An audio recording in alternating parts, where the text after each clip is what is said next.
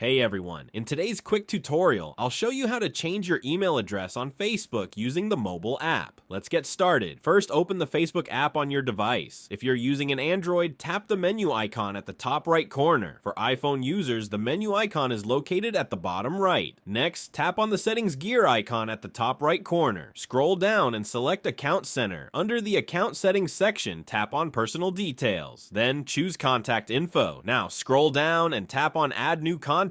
You'll see two options. Go ahead and tap Add Email. Enter your new email address, select your account, and tap Next. Facebook will send a verification code. Check your inbox, enter the code, and tap Next again. Your new email is now added to your Facebook account. To remove the old email, simply tap on it, then select Delete Email. When the confirmation pop-up appears, tap Delete to confirm. And just like that, your email address has been successfully updated on Facebook. If you found this video helpful, don't forget to like, subscribe, and hit the notification bell so you never miss out on more tech tips and tutorials like this.